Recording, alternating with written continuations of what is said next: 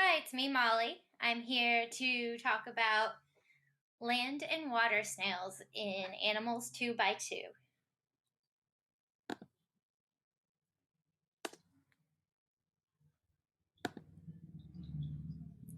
There are a number of scientific ideas that we can learn by studying aquatic and land snails. Here's a list of the student learning outcomes provided by Boston Public Schools. But really, the possibilities with snails are endless. When introducing snails into the classroom, there are a lot of amazing questions that come up. Why is the snail not coming out? What's all that gooey stuff? Where are his eyes? The list could go on and on and on. That's why I just had to include this first practice in this piece. I encourage you to document the students' first interactions with the snails, as the conversations are golden.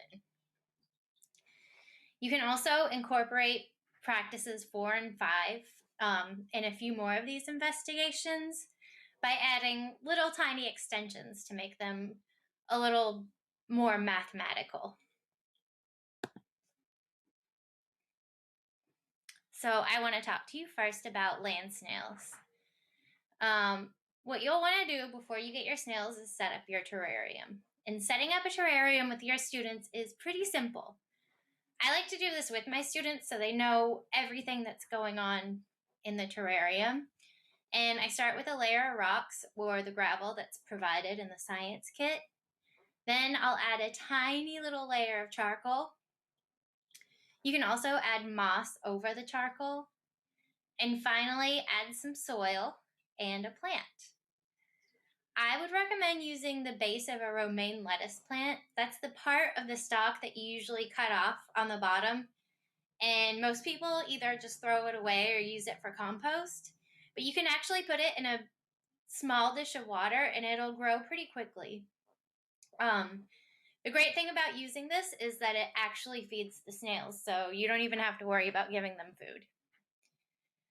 The part of this investigation that can be kind of tricky is actually acquiring the snails themselves. Since it's illegal to send snails to Massachusetts, you have to go find them yourself. If you have a school garden or an outdoor space with lots of vegetation, then that's great. It's probably going to be pretty easy to find a snail for your classroom. This is a really fun activity to do with the class and a great way to get your students outside in the fresh air. I like to look for snails in dark, damp places, and I can usually always find them under our grapevines or maybe under a rock, or even if you have like a dense bush in your schoolyard. Finally, feeding and caring for land snails is very easy. They eat leafy greens, which you can plant right in the terrarium, and they need a moist habitat. When you're ready to let students handle the snails, simply dip each snail in a bit of water because they might be sleeping in their shells and need to wake up a little bit, and then place them on a cup or on a wet paper towel. They're usually very friendly, so I encourage you to let your students spend a lot of time interacting with them. Oh, and there's one more thing. This is very important. Land snails are pretty crafty. They're really good escape artists, so please make sure the lid of your terrarium is secure, but it still allows airflow.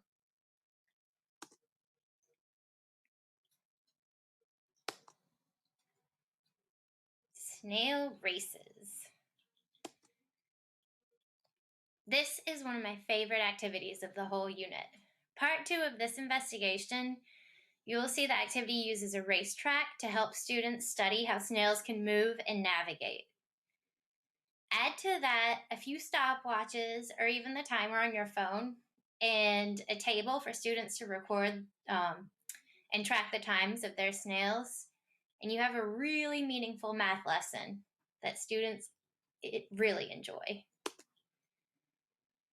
The next part of this is water snails. One thing to really keep in mind about the water snails is that you make sure you order them at least 2 weeks before you plan on using them. You can even order them earlier and put them in your goldfish and guppy tanks. I usually order my snails and goldfish and guppies at the same time and kind of keep them all in the tank because the aquatic snails make really good housekeepers. Aquatic snails will eat the mess left behind in your fish tanks, so there's no need to provide them with any special food. Here's a list of additional resources and extensions that you can do with land and water snails.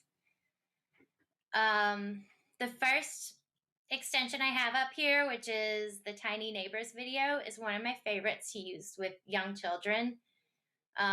It's a cute little cartoon, but watch out because the song is really catchy and it tends to get stuck in your head. So you'll walk around singing about snails and slugs all day. There's also a number of extensions in this investigation that you can use in math. You can obviously sort shells and look at shell patterns. And I also mentioned the snail races, which are really fun.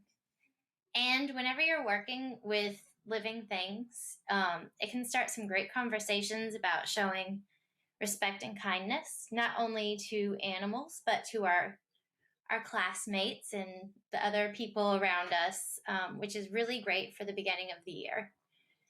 And this book is a book by Judy Allen called Are You a Snail? And my students have really enjoyed it in the past. So that's all I have about land and water snails. I hope you enjoyed it. Thank you.